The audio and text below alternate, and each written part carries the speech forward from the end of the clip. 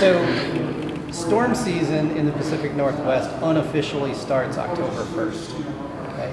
You know, part of living here is that we're going to get windstorms blow in out of the Bering Sea that will cause damage. We have these tall, beautiful trees around here, and they will rip branches off them, rip trees out of the ground, and when that happens, invariably they're going to hit power lines somewhere.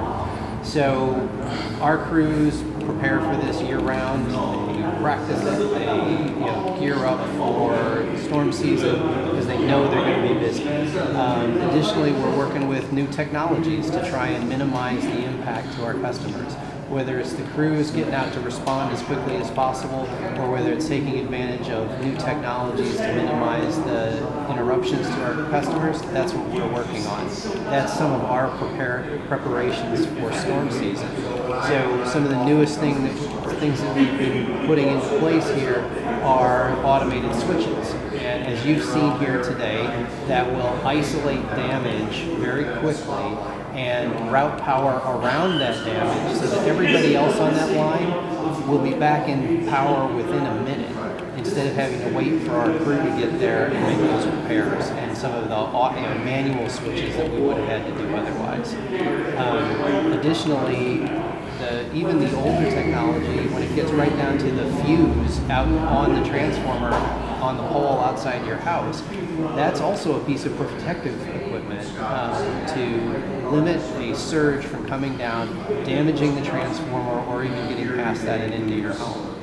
So these are some of the things that we prepare for year-round, but as we get into storm season, we pay extra attention to this, and we want our customers to do so too. Because there are things that you can do at home to get ready, starting with putting together an emergency preparedness kit of your own, having an out-of-area contact card, so that you and the rest of your family know where to call to let folks know that you're okay.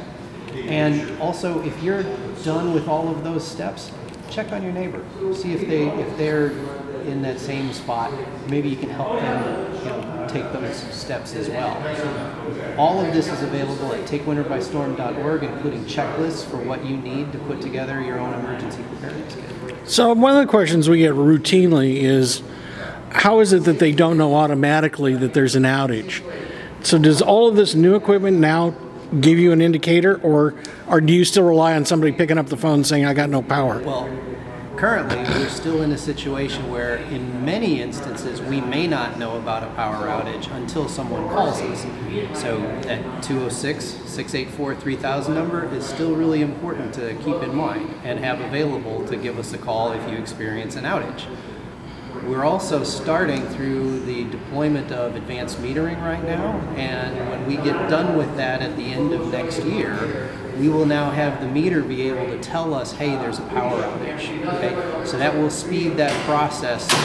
Instead of fumbling around through the dark trying to find the phone and remember what our phone number is to call us, the meter's already going to be telling us that there's an outage. Now, when you have a larger event where it takes out an entire circuit, an entire feeder line, we have sensors on some of that equipment that we'll already be alerted to. But we'll still want you to call us so that we know the full scope of the area where the damage is taking place. And you may also have some additional clues that can help us. If it was a fuse, you may hear that bang and then the lights went out. You may have seen the tree go down into the wires. That's really helpful for our crews to know where the damage is and what they're dealing with before they show up.